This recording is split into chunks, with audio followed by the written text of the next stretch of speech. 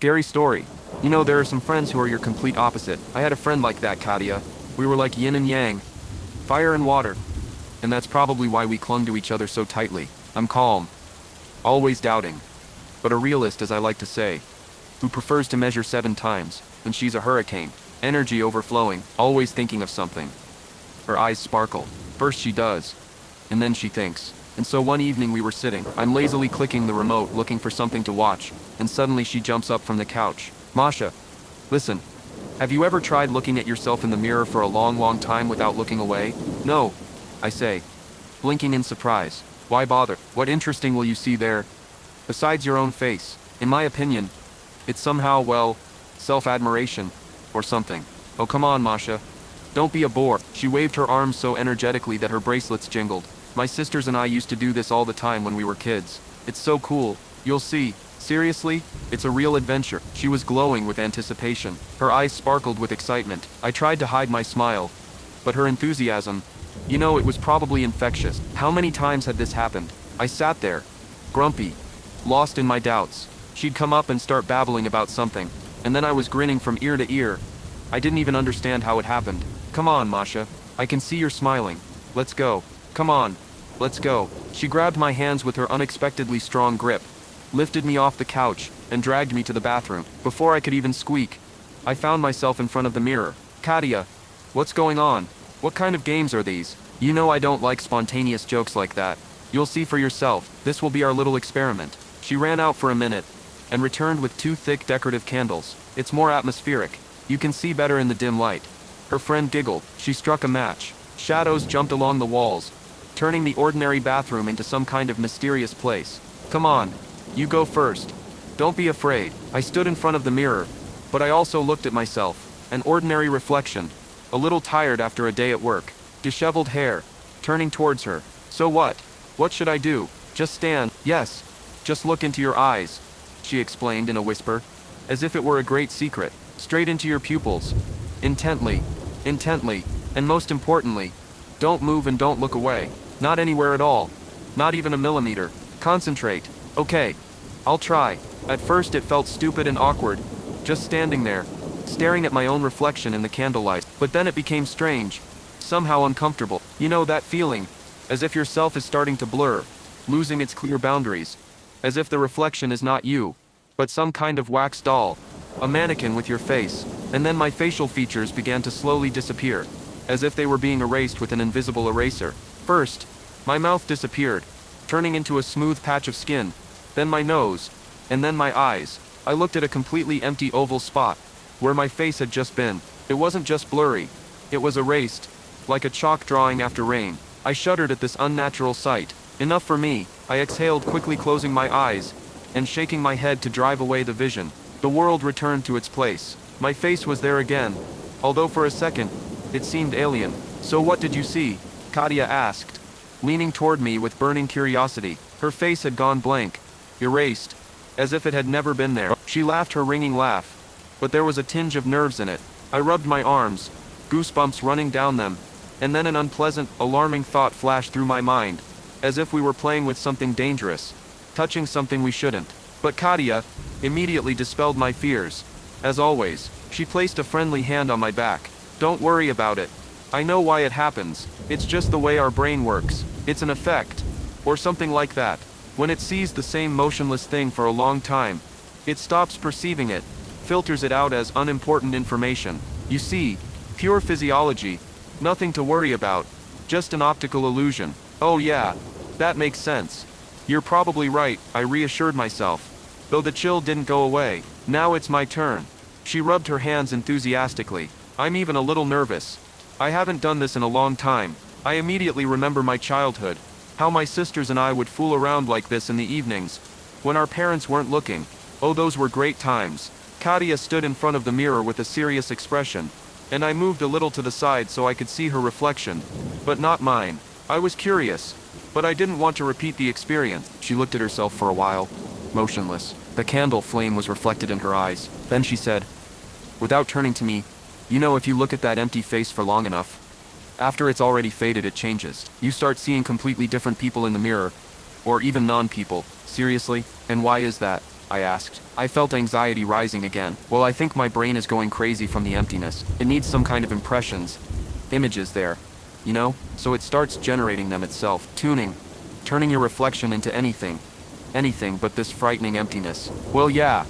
That seems logical too, I agreed, trying to convince myself of the rationality of the explanation. And then later I said something I will regret for the rest of my days. Sometimes I desperately try to convince myself that it was her idea, that she herself led me to this. It's not like it would change anything. Katya wouldn't have brought it back. But at least this burning, unbearable feeling of guilt that sits inside me would have become a little weaker. Grief is terrible, but guilt on top of grief is like a magnifying glass that focuses the sun's rays into one point and burns right through you, slowly and painfully. But no, it was my idea. It was me. Succumbing to some strange dark spark of curiosity, who asked her, "Have you ever tried doing this in complete darkness?" Katya turned sharply to me. Her eyes, previously focused on the reflection, now burned even brighter, as if I had suggested something brilliant. "Masha, you're a genius. Now that would be awesome. I wonder what will be visible or invisible then." And before I could say a word, get scared by my own idea, or change my mind, she leaned over and blew out both candles with one sharp exhalation. Bam! And the room plunged into near total darkness. Only a faint bluish light from the TV screen in the hallway filtered through the door in a thin strip. Pale, ghostly moonlight filtered through the cracks in the blinds on the small window. I looked at Katya's reflection in the mirror. Her face was almost indistinguishable in the thick shadows. Only her eyes gleamed faintly silver in the moonlight, like a cat's. We stood in silence. The seconds dragged on, agonizingly long. I stared, mesmerized, at her vague silhouette in the mirror. Katya froze like a statue, completely absorbed in the process. And then it began. The mirror. It changed. At first, barely noticeable, as if a slight ripple had passed across the smooth surface, distorting the reflection. And then it began to resemble dark water, the surface of a deep ocean. Katya's reflection became distorted, floating, as if melting. Her eyes in the mirror turned completely black, as if the light in them had gone out forever. They turned into two bottomless holes, and darkness began to spread from her face across the mirror.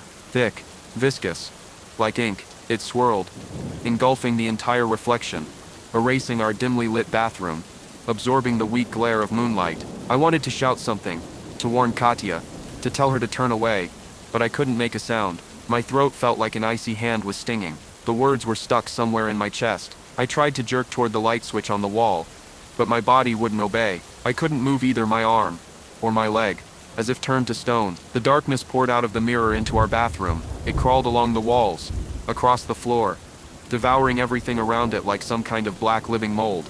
Out of the corner of my eye, I saw this darkness envelop Katya, who was standing with her back to me. It engulfed her silhouette, erasing her from reality. I desperately tried to call her name, even in a whisper, but my voice was stuck somewhere inside, paralyzed by terror.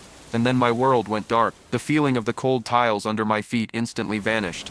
The distant sounds of the night street faded away. I was overcome by a feeling of complete weightlessness, as if I were floating. I tried to move my hand, but I didn't feel them. They simply weren't there. There was nothing. No images before my eyes. No sounds. No smells.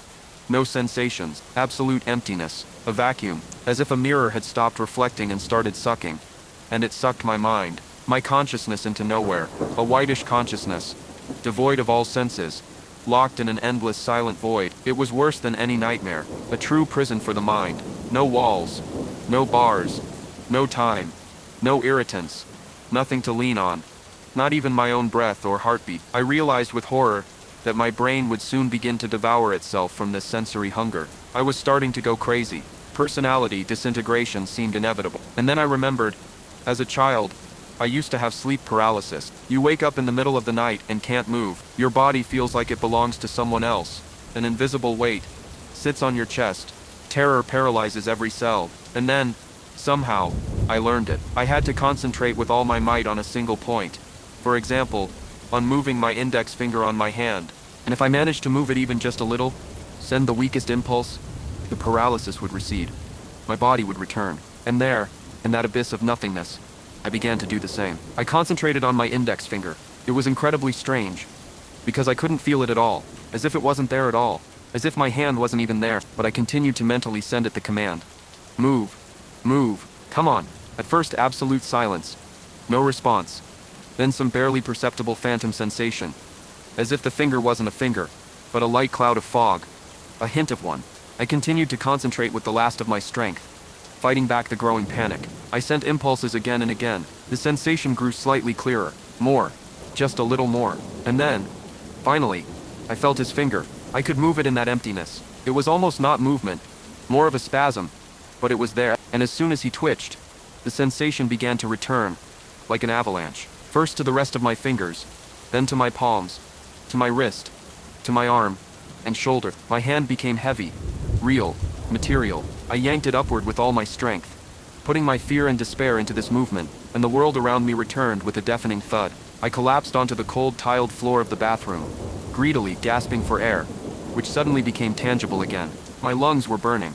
My heart was pounding like crazy, ready to jump out of my chest. The world around me was swimming, but he was there. The walls, the sink, the dim light from under the door. I stood up somehow, unsteadily, leaning against the wall, and fumbled for the light switch. Click.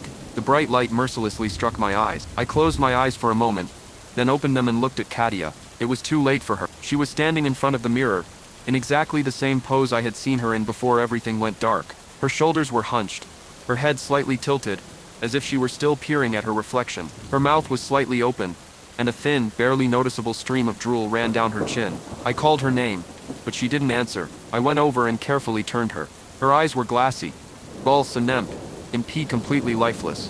There was no fear, no surprise, no thought, nothing in them, just a surface reflecting the lamplight. I rushed to her, shaking her shoulders, screaming her name, over and over again. I cried, begged her to wake up, to come to her senses. I even slapped her pretty hard on the cheek. It left a red mark. She didn't react at all. Nothing at all. Zero reaction. Her body was warm, but it felt like a cloud, from which all life had drained. How was I able to escape this emptiness? No.